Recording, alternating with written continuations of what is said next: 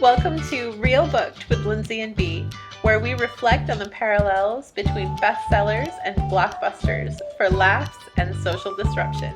I'm Bea Jordan of BlueCouchLibrary.com, and I read the book. And I'm Lindsey Howie of MyRelationshipWin.com, and I watched the movie.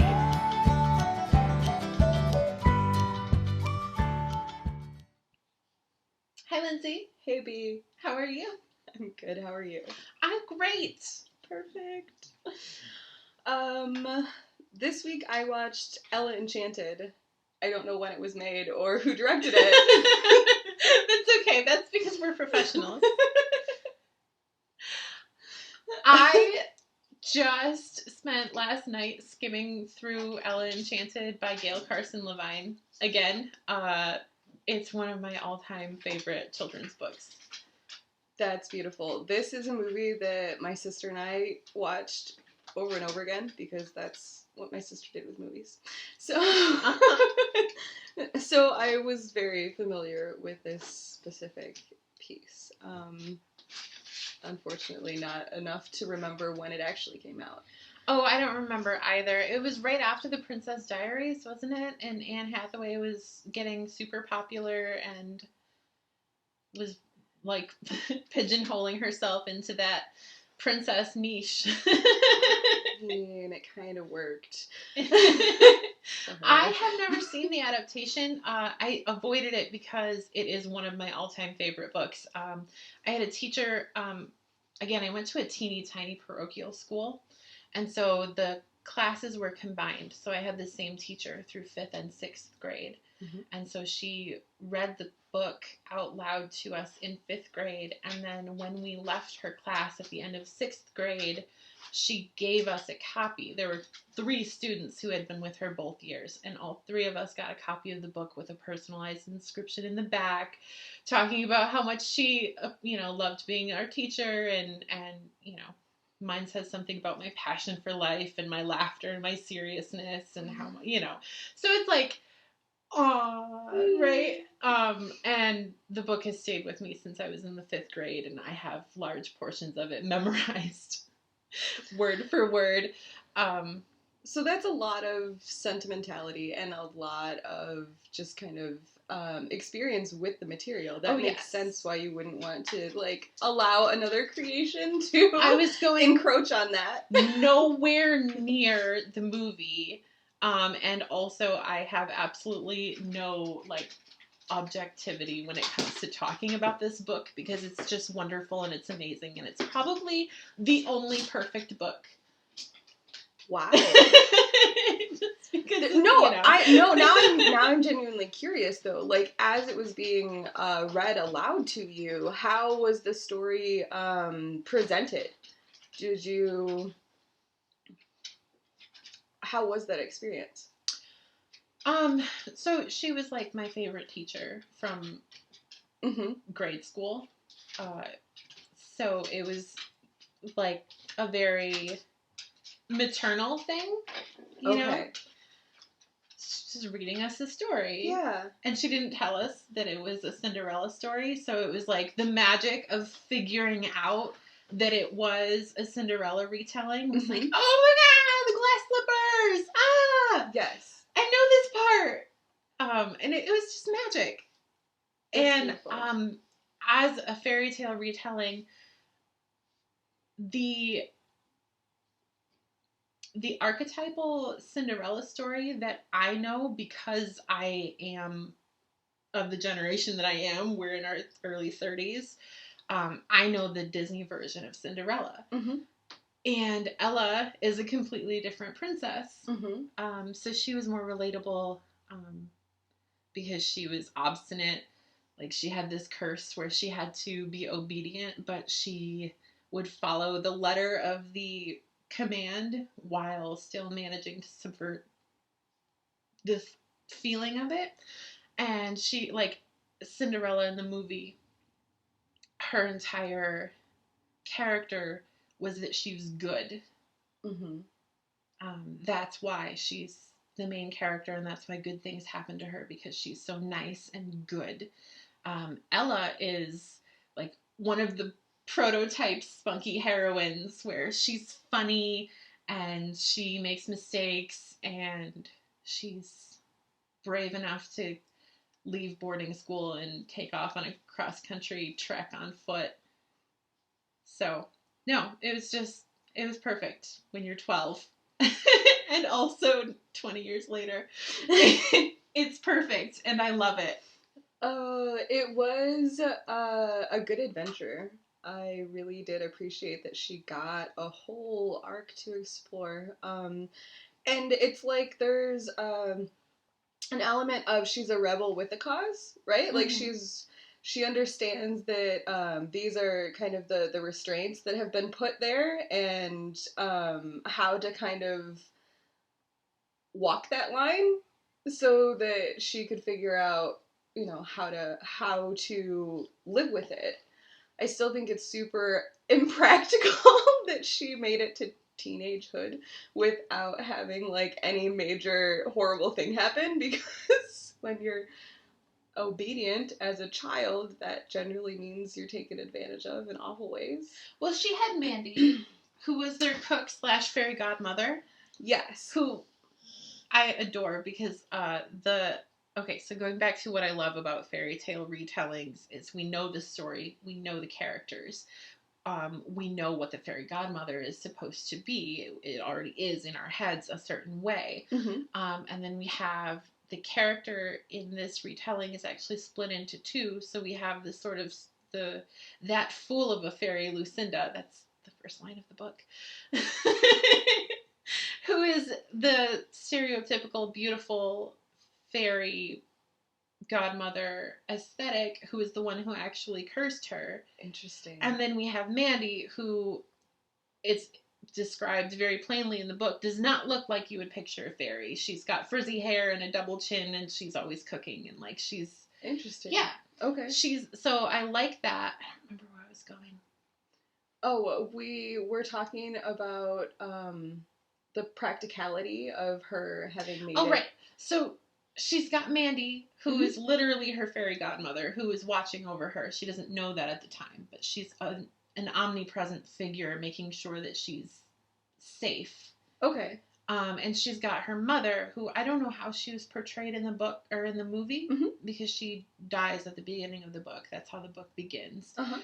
But we regularly hear about how wonderful her mother was and how she sort of got hoodwinked into this marriage with Sir Peter, her husband, Ella's father. And she was, she's dead, so we can just talk about how amazing and perfect she was. Right. And there's no depth of character No. because she's not a character at that point. Yeah, she was wonderful. She tried really hard to never give commands to Ella. The one that she did give intentionally was don't ever let anyone know, because she told like one of the servants' daughters about her curse and then ended up having a terrible time when they were little kids. So that's explained, like, practically, like, that's why everything's fine. And then she lost her mother and her father, who did not know about it. Right. That part stayed the same in the movie. Also, her mother did die in the movie as well when she was slightly old, like 8-ish, like that age range. Oh, okay. That happened right when she was, like, in the beginning of the book, she's maybe 15 or 16, I think. Okay. And the fairy that's around is a house fairy, so, like, she doesn't have the kind of magic that Lucinda did to be able to, like, she can't do those things. Oh, okay. And Lucinda, interesting, is one of the only black characters in the movie, and she's portrayed as very reckless, and just everyone just hates her gifts. No, okay, so the part about her being reckless and hated, that's definitely, that carries, so the explanation in the book is that there's only one kind of fairy, there's just fairies. Lucinda is stupid in that she goes around throwing magic around all over the place. It's framed as irresponsible, Mandy is perfectly capable of doing that sort of thing, but that's big magic, capital letters, and you don't know what the repercussions of big magic might be. So she just doesn't do that because it could potentially be unsafe, like for the world. Okay. So that's why Mandy doesn't remove the curse, because anytime anything like that is happening, that's big magic, and she doesn't do that. That's just a moral code. Huh. Yeah, the fairy structure is different in the movies, only because, like, after Ella's birth, right, you see Lucinda come and give her gift, right? Mm-hmm. That's what Lucinda is intending to do, is to give her a gift. Yeah. And then it kind of fast forwards through a couple of different life things, and basically, like, by a certain point, both her mom and her fairy godmother, or her house fairy, have tried to get Lucinda to take the gift back, and mm-hmm. she absolutely refuses, to the extent that, like, she threatens them with, if you ask again, like, worse will happen, basically. Does she threaten to turn them into a squirrel? Because she does that to people in the book. Yes, that's what... So Lucinda has her own arc in the book. We see her, she attends Ella's birth and gives her this gift. Mm-hmm. She attends the wedding at the Giant's farm, mm-hmm. And gives them the gift of togetherness, so this couple can't go away from each other. I didn't see any of that. I mean, I saw her getting ready to go to the giant wedding, but by the time Ella gets there, Lucinda's gone, and so she has to continue on. Oh, there's a whole different arc there then. Okay, yeah. So at the wedding, she meets up with Lucinda, doesn't tell her who she is, but that she is obedient, and it's terrible for her, and Lucinda tells her to be happy about it. Mm. And that's a command. Mm-hmm. So she is. Mm-hmm. So she goes to her father because he will have lots of orders to give her, and that will make her happy.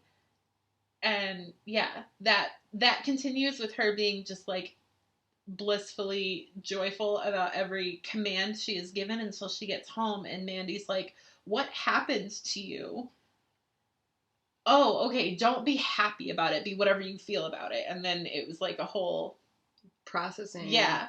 Ooh. Yeah, right? So, Sir Peter, I didn't even know Ella's dad's name until you told me, is not a bad guy in the movie. He's stupid AF. Like, he's a terrible jerk face. Oh, yeah, no. In the book. In the movie, his worst failing is that he doesn't realize his daughter is cursed, number one. And number two, he just randomly marries a woman and then brings her home with two stepdaughters. Oh, Dame Olga? Yeah. And her daughters, Hattie and Olive, yeah, are social climbers, and they... That's a nice word. Dame Olga agrees to marry Sir Peter because she thinks that he's wealthy. He lives in a castle. Yeah, he doesn't live in a castle. Chooses to marry her because he has made some shady business dealings that fell through, and he's broke. And she has more money than they do. And so then he is well aware of the way that Ella is punished by being turned into a scullery maid. And he just chooses to... Oh, so, right, the fairy Lucinda attends Olga and Peter's wedding and gives them the gift of eternal love. Oh, no. Yes. That's not a real thing. No, that's fairy magic. Now you love each other. No. And they still don't like each other. And so he goes away, like, because he's a merchant, and he goes away, says something stupid, like, I prefer to love my wife from afar. Yeah. So it's, so Lucinda has her own arc, and that Mandy confronts her and demands, sort of reverse psychologies her into, living as one of her subjects. So she goes and lives as a squirrel because it's a thing she does to punish people. She goes and is a squirrel for 3 months, and then she lives as an obedient child for 3 months. And then so 6 months after this happens, she comes back and she's devastated. This was awful. I can't believe I did this to people. And Ella is like hiding in the curtains when Mandy's having this confrontation with Lucinda. She's like, I'm never going to do anything like that again. And so Ella comes out like, now you'll take it back. And Lucinda is not doing the whole glamorous, beautiful fairy magic anymore. She's like a normal person looking fairy. And, but she won't take it back because she has now sworn off big magic in the same way that Mandy did. Yeah. So it's still on Ella to break the curse. I don't know if I like that better than I like her being portrayed as just a reckless, like, horrible human. Because she just, like, hops from place to place, like, screwing people over and just genuinely being, like, not really helpful in any way, shape, or form. Yeah. And that's really it, but... I appreciate that in the book she has an arc. That space to, like, it's gotta be interesting to, like, read through her processing, how that impacts her, and how that gives her more perspective of what she has done to impact other people. Yeah. Like, that is there, and the explanation of, I can't because big magic could be hugely impactful, and, like, it's too much for one person to impact the world in such a massive, potentially consequential way. That doesn't make any sense, except in universe, for the story, it does. Like, that's one of the structures of this world that we're reading through. So that's just the internal logic, and it makes sense. I mean, again, it doesn't, but it's a story. Yeah. And that's fine. It's okay. It wouldn't be the same arc if the curse was lifted rather than she broke it. No, and that's why I was wondering how they were going to keep that arc whole, where Ella has to confront that within herself and make that different inside of her. Mm-hmm.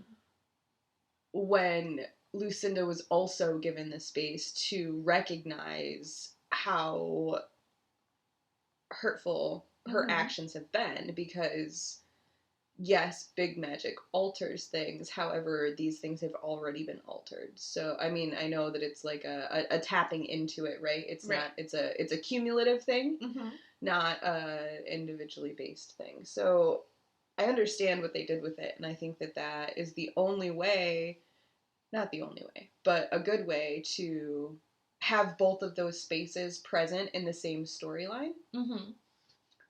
And I think that the movie could have easily done something like that for Lucinda, and they didn't. I really appreciate that. Like, she's essentially the villain of the piece, and she gets her own sort of mini redemption arc. I mean, there's ogres and whatnot, and Sir Peter's not a good guy. Like, but Lucinda is... Hattie and her mom are worse than Sir Peter when it comes to, like, impact on Ella. But the main villain is the king guy, like Prince Char's uncle. Oh no, this sounds like an arc that is a Hollywood arc. There's no royal strife at all. King Gerald and, oh crap, I forgot his mother's name. The Queen. They're just lovely people. Char's wonderful and sweet, and there's no... That's where they did it then. Okay. They put tension in the royal line. So, Prince Char's parents died. Okay. And so his uncle is the acting king as Prince Char is growing up, and he subjugates, like, the elves, and he makes them only be able to sing and dance, and he subjugates the giants, and he makes them, like, live under horrible working conditions. Oh, and, so there's, like, a whole, like, political thing. A whole political thing. Yes. That's so, like, really Hattie... different. Oh, it's super different. Hattie is the president of Prince Char's fan club.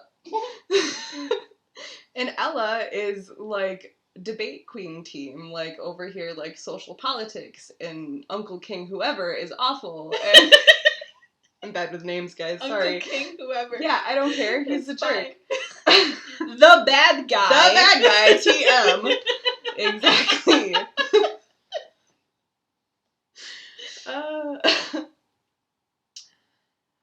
So she's like, on her journey, she befriends the elf that wants to become a lawyer. He doesn't want to sing or dance. And there's no Benny the book in the movie, is there? No. Your face is telling me no. It's okay. Well, okay. Hang on. Mandy gives her a magical book. Okay, yep. It's also Mandy's boyfriend. That's stupid. I'm never going to watch this movie. I know, I knew that. Okay. Yeah. I mean, we all knew that. Yeah, we all knew that. You said that first. I'm just ruining it for you so that you don't have to watch. Like, all of this is now spoilers. She gives her the book, and it's like her going away present from Mandy, and it's fairy magic, and it's got fairy tales that have, like, that makes way more sense. It's got fairy tales, and also it shows her, like, letters. Okay. And sketches of what's going on back home. Yeah. No, so, like, I think this is why Mandy doesn't try big magic anymore. That's not what they call it. It doesn't matter. Yeah. So, she turned Benny into a book. Benny is her boyfriend. And so she was attempting to do something, and he got turned into this book. So now, like, he can show you, like, where people are, or, like, maps. Like, he does the whole thing. But he's a character. Like, there's a face on the front of the book. Like a magic mirror style. So I know that this is a podcast, but guys, I'm making a face right now. This is her eyebrows face. It's famous in our house. So Benny guides Ella on her journey, right? Like they end up meeting some ogres in the woods, and the ogre have an elf, and so Ella helps to rescue the elf, and then they continue on. And no. I mean, she does get captured by ogres on her way after she leaves the elves. So she leaves the boarding school. She steals Hattie's wig. Yeah, she's not at a boarding school. She's at a finishing school. Okay. Sir Peter sent her to a finishing school because she's clumsy, because even though it's the perfect book, it still has the YA thing where, like, the main character's major character flaws, that she's clumsy. I don't know, it's like, it's written for 13-year-old girls, and clumsy is a metaphor for you feel uncomfortable in your body, and whatever. I'm willing to forgive that. That's fine. Like I said, it's still the perfect book. So she runs away from boarding school, and she decides to go to the Giant's farm for the wedding, where her father is going to be at, hoping to avoid her father, but knowing that the fairy Lucinda is likely to be there, and she wants to get Lucinda to break the curse. Okay. So that's why she's headed there. She sells Hattie's wig to a merchant along the way and buys bread for her travels, and he draws a map in the flower of, like, where she has to go, and she goes, and she's run out of food, and she's desperate, and it's awful, and then she gets to an elf village, and the elves take her in for the night and feed her and, like, help her out, lend her a pony, and then she's back on her way to the farm, this time not on foot, so she might actually make it there, except she runs into ogres, and ogres have some kind of magic where they can look in your eyes and know your secrets, as well as, like, talk you into believing whatever they say. So they can, like, talk you into being complacent while they decide how they're going to cook you. Mm-hmm. But since they know her secrets, they can look at her and go, oh, we don't even have to be persuasive with this one. We can just... Yeah, exactly. Yeah. So they're like, we're going to eat you tomorrow because we're not really hungry right now, so just don't run away. And she's like, well, now I have to break the curse or I'm going to die. Really? Yeah. So she tries really hard to break the curse, and that doesn't work. But one of her things, she's really good at languages. So, like, she has picked up some Ogrice just in her lifetime because she enjoys studying languages, and she mimics, like, she imagines pouring honey and oil down her throat to make her voice sweet. And slippery and to use their magic against them. And so she like talks them to sleep, and then she is rescued by Char and his band of... Oh, interesting. Yeah. Okay. So they've got her dangling over a pot, and she's just kind of like limp noodle, and then Char rides up and rescues her. So she rescues herself first, and then Char comes and rescues her. Yeah, no, Char rescues her like 3 times or something like that. That's obnoxious. Yeah. That doesn't happen in the book. Oh, it's really just the once. It's like 3 times. Yeah. It's not... After the first time, I was like, you were really just going to stand there, Ella, in the middle of the road and let that team of horses run you down? Really? You're just going to... Can't move? Okay. That was definitely for sure not in the book. Oh, yeah. It happened. She was rescued one time, and again, she rescued herself first and was thinking about, like, what do I do now? And then... I think having never read the book, I also like the book more than the movie. It's got a lot to identify with as a 13-year-old girl who's awkward in her body, and her mother died, and, like, there's a lot of, like, me in Ella. Okay, but now I need to know, I'm sorry, I totally just cut you off, but I need to know how she actually breaks the curse in the book, because how she does it in the movie is not how she does it in the book, so... I mean, I don't know. Okay, so, hang on, let's see. Where are we? She runs away from the boarding school. She meets up with her father at the Giant's farm. He takes her back home. He's broke. He's like, well, you did well enough in finishing school. I forgot to think about you. I can marry you off to somebody. At this point, Lucinda has told her, be happy about your commands. And so she's like, great. What do I have to do? Tell me what to do. And he's like, wow, no wonder you ran away from finishing school. It worked too well. So he has somebody come, a rich elderly duke of some sort. It doesn't work out because he's not as rich as Sir Peter wants. But then Mandy figures out what's up with Ella, and she can feel however she wants to feel again. That's when he marries Dame Olga to get her money and then leaves. And that's when she's in the really Cinderella part of the Cinderella story, where she's in rags cleaning floors on her hands and knees. She didn't have that in the movie. So Char has left to go visit, we didn't even talk about Arietta, who is her friend from finishing school, who is the black sidekick. Ooh, maybe it's not the perfect book. I didn't put that together when I was 12. She has a black best friend. The kingdom's 6 successors to the thrones often trade places for long periods of time. So Char leaves the kingdom for a year to go be a visiting person in the court. So they are writing letters to one another for 6 months and falling in love with each other in that way. Before they were friendly, they had met several times, they liked each other very much. This is how they really got to know each other, was sending letters back and forth for 6 months. And then he stops beating around the bush and tells her, I would like to marry you. Will you marry me? And she's like, I want to do this. Yes, me too. And then she realizes that being cursed to do whatever she's told to do would not be a safe queen, like for the kingdom, right? So she fools him into thinking that she has been a gold digger all along and got married and ran away, so that he will stop pursuing her. Because she doesn't want to put him and her kingdom at risk. So he comes back another 6 months after that. That's the 6 months when Lucinda has her arc. Oh, yes. That's when Mandy's like, enough is enough, Lucinda.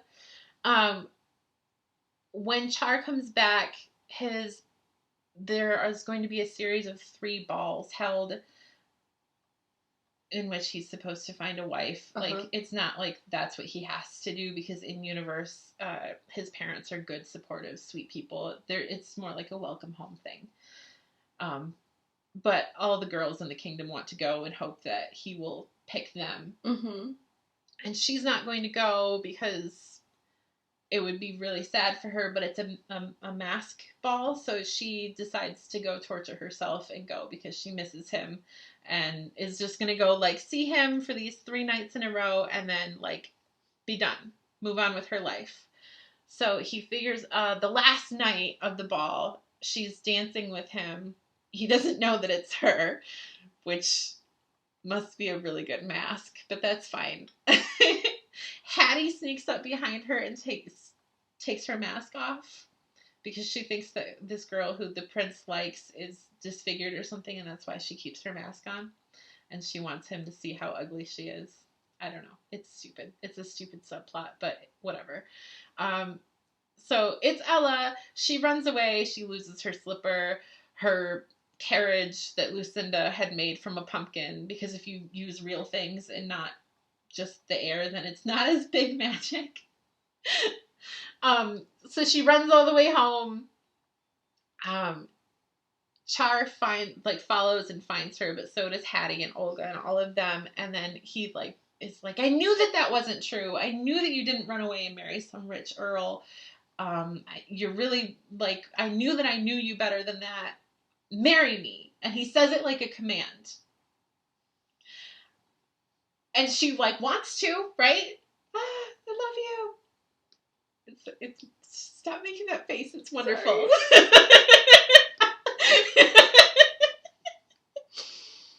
She wants to say yes, and her curse is making her say yes, but she knows that wouldn't, that wouldn't be safe for him, because a king is likely, at higher risk of assassination, and it would be really easy for someone to use her, and it would be terrible for the kingdom to have a queen who just is so easily manipulated. So she says no. Okay, so she breaks the curse by saying no. Yes. No, I won't marry you. And it's like a whole moment. And then she doesn't marry him? And then it's like she broke the curse. She realizes that's what happened. Hattie and Olive are giving her commands one after another, and she's shouting no, and Mandy is there who's like, oh my god, you did it! And Char has no idea what's going on. He's like, "This fine. You don't have to marry. Like, if you don't want to, that's fine. You can stop telling me no, but that's fine. You don't have to marry me." And Hattie and Olive are like, "Yes, she does, and also give me all your money," or something stupid. And she's like, "I did it." And then they had a running gag through their letters where he would go, "Are you still too young to marry?" Because it was a joke that they had made in person that she was too young to marry. And she would always be like, "I'm too short or too angry or too hungry or whatever to get married." And so it was like, when you asked me a few minutes ago, I was too young to marry, but now I'm much older. And she asks him to marry her. Ah, yeah. I love that. Yeah. Okay. Yeah. All right. That's interesting. So Ella and Char end up traveling together for a portion of her trying to break her curse in the movie. Does he know about it? No. Okay. So he's the one that tells her to stay right there, don't move, and then goes to do something, and she's in the middle of the road, and then she's going to get mowed down by this horse team, and he, knocks her out of the way at the last minute. So, he gave her the command, and she stood there, and then he rescued her. That's stupid. Yes, that's the first time it happens. Oh, no. I know!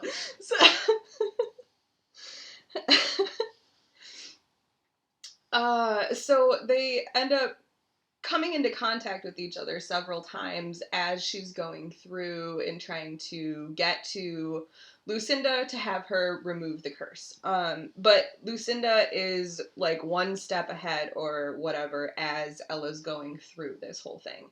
And the failing of Benny is that he can't just X, this is where you need to go, right? So he can show you a picture of where Lucinda is right now, but that picture could be from across the kingdom, right? Unless she's shopping for a giant wedding, then there's noticeable. So, I'm still making a face about Benny. I'm really no, that's not okay. I understand. I'll stop. You get it. I get it. That's really stupid. That's fine. I understand. Trust me, I understand. Okay. Carry on. So she's traveling around and traveling with him for portions of it and encountering him in other times. No, like, so at first, she was protesting at a thing where he was present, but she was. Her and her one friend are, like, they've got banners and they're... Is her one friend Arietta? I don't know. Okay. Names. That's... Okay. Yeah. And the whole thing with Prince Char is that he is Prince Charming, and so all of the women of age in the kingdom are, like, salivating over this young person. So, like, fine when you're 13, but watching these movies when you're 32, it's like, I'm really uncomfortable about this. I feel like a creeper. I'm not even involved in the ogling, and I'm like, ew. No, but it's like 90s fangirling, right? Like chasing him around town. Like, yes, with the t-shirts and the... Oh, God. Yes. It's so bad. Straight out of the 90s. Oh, man. Here we go. Okay. So he's, like, dodging fangirls or whatever, and they bump into each other the first time, and she, like, wants nothing to do with him because your uncle's a piece, and you're all part of of the system. Yes. Man. Yes. Like, okay. Yep. Counterculture Ella. Yes. She's very much... That's interesting. Uh-huh. But she basically does her own thing. Like, she is very much like, this is what I'm going to do, and sets out on her quest to find Lucinda. And then, meets different people along the way. So first, she rescues the elf from the bandits, and then the elf takes her to an elf village, and they all do their singing and dancing, and then they go about their way and run into, ogres, and then Prince Char shows up again and rescues her from the ogres. And then from there, he's like, well, I'm just going to accompany you to the giant wedding. And, they go past the fields where the giants are being, whipped by Uncle King bad guys knights. Or, like, doing a whole subjugation of the giants thing, right? So, like, Char's like, I don't understand what the fuck is going on. Like, these are peaceful people. Why would he be doing this? I don't think my uncle knows about this. Like, he just is, like, not at all with it. Okay. And so Ella's just looking at him like, well, we're here now. So she basically gets him to, like, talk to the head giant guy. Like, I'm here to hear about how this is going for you. So I think at that point, like, he really starts to see Ella as a whole person. Instead of just the damsel in distress who he happens to be rescuing consistently because of his own... It doesn't matter. Huh. Yeah. And then she does this whole song and dance routine at the giant wedding because they tell her to. So she breaks out into song, and then as she's, like, doing the routine, they're like, with some more feeling! And so she, like, takes her hair down and puts her soul into it, and then they're like, with some dancing! And so she starts to do a whole thing for all of the giants. Yikes. Uh-huh. Okay. It was very much yikes. But they all left on, like, a really happy note, and Prince Char was going to take them back to the kingdom to look at some kind of registry to find the next place to go because Ella missed Lucinda. And that's still the goal, is to find Lucinda. So Char got information from the giants. They were heading back to talk to Uncle What's-His-Face and... Uncle Bad Guy? Uncle Bad Guy. Uncle King Bad Guy. Uncle King Bad Guy. Okay.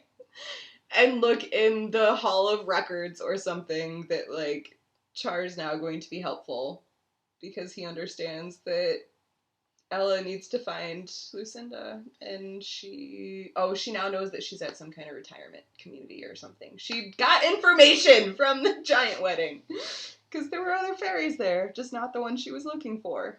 Womp womp womp. That's like the whole thing. Like, oh, you just missed her! Fuck this storyline.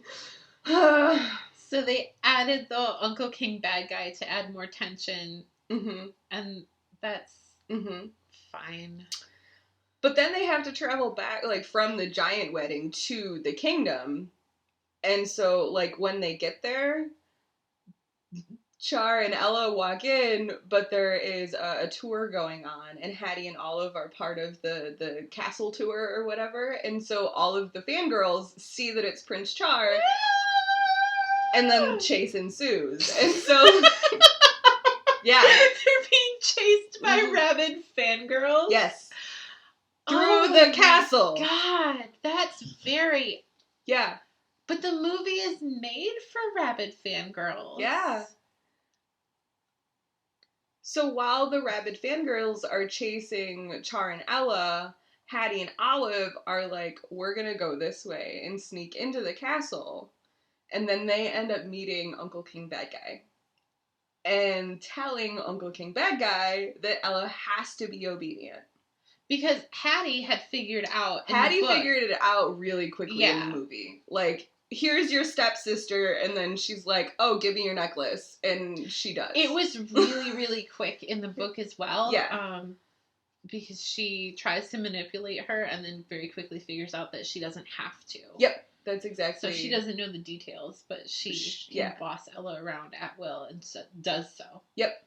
And that's basically what she ends up telling Uncle King Bad Guy in exchange for Prince Char's hand in marriage. Okay, so in the book, it's a hypothetical. If I were queen, I could be used against Char and the kingdom. In the movie, it's literal. A literal... My curse is actively being used against Char and the kingdom. Yep. Okay. And that's fine. Yeah. So, basically, I forgot how, Char and Ella got separated, but she was in the, library, right? Looking for the registry, looking for where the retirement community was so that she could finally find Lucinda. She gets confronted by Uncle King Bad Guy, and he's like, you're going to plunge this in Prince Char's heart at the stroke of midnight when he asks you to marry you. When he asks you to marry him. You're gonna stab him. Yeah, in the back. Okay. So she's like, oh, fuck no. I can't be here. Like, I can't go to the ball. I have to run away. So, like, she does. She runs away. And she has her elf friend chain her to a tree. And so she's just, like, out in this random field, chained to a tree. That's her solution? Yes, that's her solution. You can see the kingdom in the backdrop. Like, Oz, right? Like, there's the rolling hills. Yeah. Yeah. So her kingdom's back there, and she's chained to this tree. Chain me to a tree. I don't know what her actual goal was, because Lucinda fucking shows up out of nowhere. Like, just poof! Right into this scene. And she's, like, all drunk and disorderly and, like... fairy? Yes! Okay. Yes, totally out of it. Where am I? How did I get here? And Ella's like, Lucinda! Oh, it's me! Yeah, so she starts, like, hey, I'm over here. And Lucinda confronts her, and she's like, no, I'm not going to take your obedience. I'm going to unchain you from the tree. And she does. And gives her a pretty dress. And then Ella, like, is drawn back to the castle because she has to. So carry on. I'm just going to keep making this face. It's fine. I'm enjoying your face. If you want to see the face, find us on Patreon. Patreon.com/realbooks. And then you can see my what the fuck face. So she makes it back to the castle in her pretty dress. I don't know how, because it looks really far away. But She gets there before midnight and comes, like, clattering into the ballroom, makes a huge scene. Everyone stops, and Prince Charles like, there you are! This is stupid! Fucking bonkers. Carry the whole on. thing. Yes. So Prince Char is, like, so excited that, my beloved. you're here. I can do the thing that I want to do, which is propose. Yeah. So, like, he takes her to the garden room where his dad proposed to his mom, and, like, he proceeds to do the whole thing. And, like, she's crying the whole time. And sweating buckets and weeping. Mm-hmm. Yeah. And she's got the knife that Prince Aww. King, what the fuck? Uncle King bad guy. Thank you. Yeah. Gave her. Uh-huh. And so she's, like, visibly shaking Yeah. and just feeling awful, I'm sure. And then throws the knife down. But as she throws the knife down, he looks up and it's like a mirrored garden room thing. So, like, he sees that she had the knife, and then all of a sudden Uncle King bad guy comes in, and so she gets arrested. Because Prince Char doesn't know that Uncle King is the bad guy. He thinks that Ella was just going to kill him. Because Prince Char doesn't know about the whole... How is that resolved, then? So, the elf that chained her up, Uh-huh. he was sent into the forest. Oh, we set up that he was a lawyer. Okay. Sorry. He was sent into the forest to find people to help. So, he found the giants that we met and a couple people from a couple other elves and the ogres, actually, that were trying to eat them. It doesn't matter. So, backup. She had an elf and friends for backup. They had the book, Benny the book. Okay. So they saw that Ella was in jail. Benny the book showed him a picture of Ella in the jail cell. Or dungeon. It's medieval. Looking forlorn. No, she was, like, holding onto the bars and, like, yelling. Oh, okay. Good. So, Monkey princess. Yeah. Still rebelling against the system from inside the dungeon. Mm. Mm-hmm. But since Uncle King Bad Guy didn't kill the prince with Ella, he had to find a way to do that. So he ends up poisoning his crown for his coronation. Yeah, it's a whole entire thing. So, like, it's not... No, it just got Shakespearean for a minute.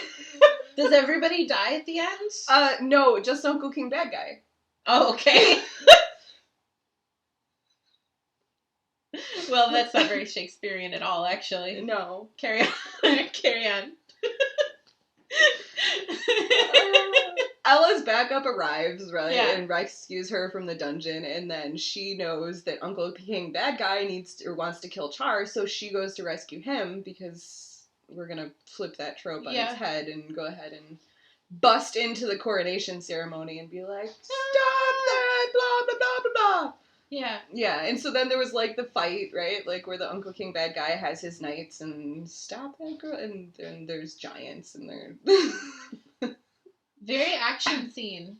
Very, very action scene. Much ado. Yeah. And so Char's like, I don't know why I'm helping you. Like, I don't know why you're helping. Like, they tried to kill me. Yes, exactly. They ended up fighting on the same side against Uncle King Bad Guy's knights, right? Okay. And Char's like, I don't understand. And Ella's like, he is the one. Right. This is what's happening. I had to until I couldn't, and then I didn't, and now the curse is gone.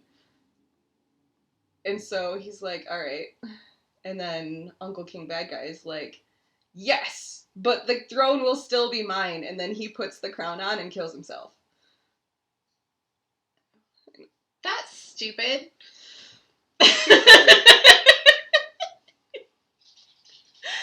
I don't know. I like fairy tale retellings a lot. I hate this movie. Yeah, I thought that when you started that you had, like, fond memories of it. No, or you have fond memories of your sister, not of the movie. Yeah, like, I don't know, I was a little kid in the 90s, so whenever this came out, like, I was the target market. Right. No, I hear you. I didn't notice then how whitewashed it was. Like, I didn't notice then how totally and utterly impractical it is for, like, all of the, like, the whole story is just garbage. That doesn't devalue the medium of fairy tale retellings. It doesn't mean that there's not value in the story itself. The biggest problem that I have with what you told me about the book is that it's not identifiably a fairy tale retelling anymore. They've altered it enough that it's a different thing, and that thing isn't very good, objectively speaking. So I like the fairy tale retelling because we already know the story and the arc that's going to happen.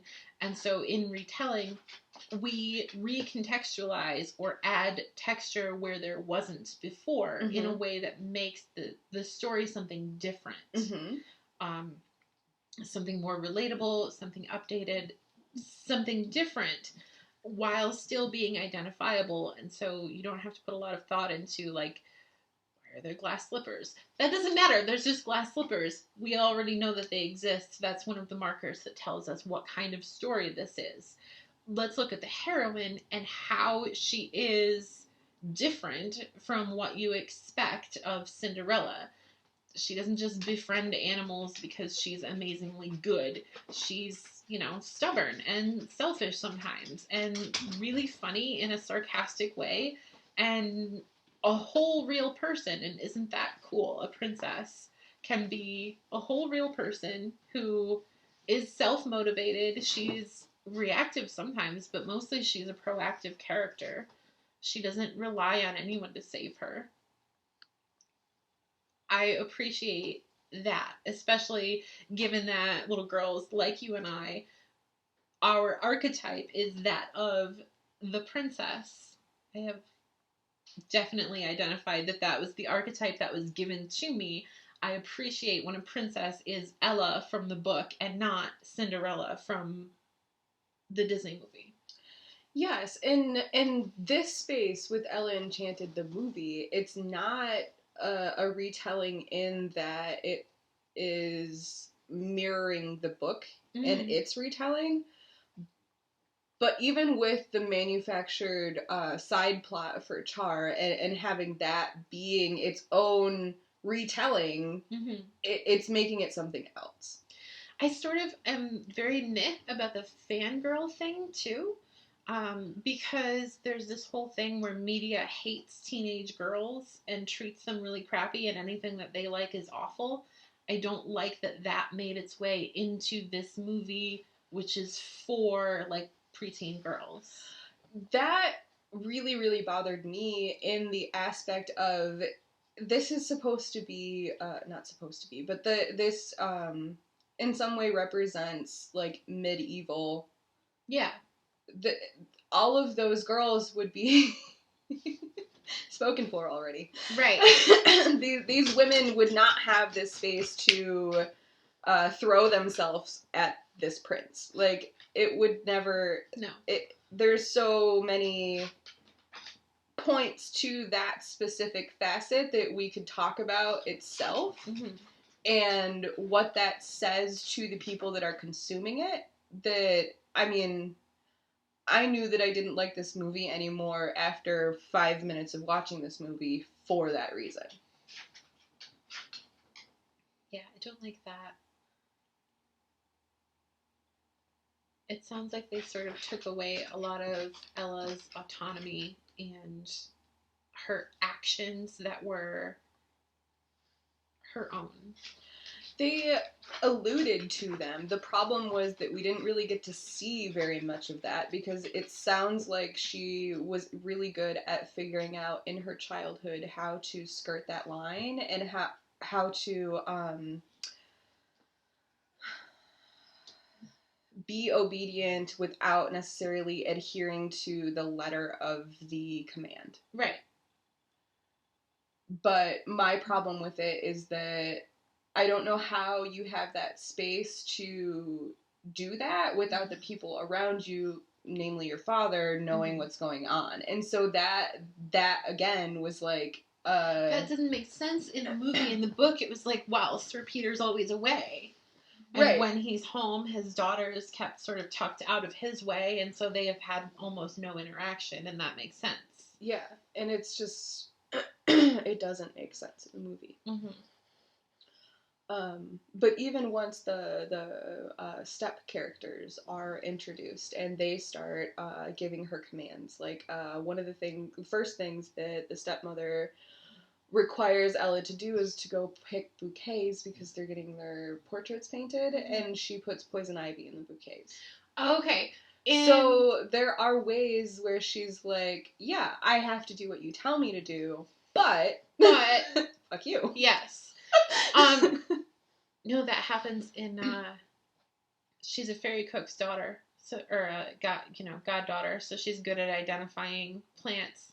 So Hattie at the boarding school has her go pick her a bouquet because Hattie has decided that Ella is her lady in waiting because she can order her around. Yeah. So she sends her to pick a bouquet in the garden, and she puts, I forget what they call it. It's a fictional plant that makes her tell the truth for a little while. Oh. And so she's asking her, like, what would make you stop giving me commands? What are you afraid of? Like, she doesn't get anywhere with it. She just gets the satisfaction of, like, having subverted this command. Right. Like, after her mother's funeral, her father, she, like, went and cried and threw herself down in the dirt and is all covered with dirt. And so her father sends her up to her room to change into something clean. And so it's a command. She has to do it. But instead of choosing another black dress, which would be appropriate, she chooses something green that her mother liked on her because she knew that it would annoy her father. So she followed the rule that he gave her, but also did something that would piss him off because screw you. Right. That was her, like, you saw her make that maneuver, especially at the finishing school where the teachers were all trying to turn her into a perfect lady, and she did not want that. So they would give her commands that she would have to follow, and then they would praise her, and she would hate it and find ways to subvert, like, everything. So it was just really identifiable, especially with being a girl in a strict, like, right-wing upbringing of this is specifically how you have to behave. Watching her struggle against that actively was another way that I was like, yes. Mm-hmm. Yes, Ella, I feel you way down deep. Mm-hmm. No, I think that they definitely could have done anything with this movie, especially given the context of the book. And they very much chose to present certain things in a certain light, mm-hmm. and to cater to... I'm sure that the timeline has a lot to do with it, too. Again, with this being made for teenagers in the 90s, it's... Grab my copy of the book because it's on the shelf literally right behind us and see when this was published. Because I'm curious. 98. Okay. So it got made into a movie like... early 2000s then? Really quickly, though. Mm-hmm. I didn't realize it was that. I thought it was older than that. So I will maintain that the book is perfect because I love it and nostalgia says it's perfect. But also, it's not. Like, it still centers on the romance, and it still talks about dictatorship. Like, well, no, this king and queen are good. So this particular dictatorship is good because monarchy good. And I didn't realize until we were having this conversation that she's got a black best friend who's like just a supportive character. Like, she's the only black character that is specified as such. She's just there for a little bit and is wholeheartedly supportive and the person that Ella needs in the moment. And then we kind of drop her when Ella goes on her real adventure. And so, like, that's not cool. It's got problems. But it's seemingly less problematic than the movie. Yeah, I still think that the themes and the character, like, Disney's trying really hard now to make, like ever since like Frozen, to make princesses that are whole people who move on their own and they're not damsels to be rescued anymore, and they're making a token effort. I think that this book succeeds more than any Disney princess movie that I've seen. Or am likely to see soon. Yeah. Mm-hmm. So, I love it. Go read the book. Go read the book. Maybe meh about the movie, but... Definitely meh about the movie, but it's old enough that you really don't need to, like, you would have to go out of your way to find it. Don't. And as always, I would love to hear your experiences with the book or the movie or childhood books that you just love and think everybody should read because they're perfect, even if they're not. Or life in general. Take care. Bye. Thanks for listening. You can join the conversation in our Facebook group. The page, facebook.com/realbooked, will direct you there. If you want to support us and get more content, find us on Patreon. And you can always email us directly at realbooked@gmail.com. There will be links in the transcript. All music in this episode provided by purple-planet.com. Hope we hear from you soon.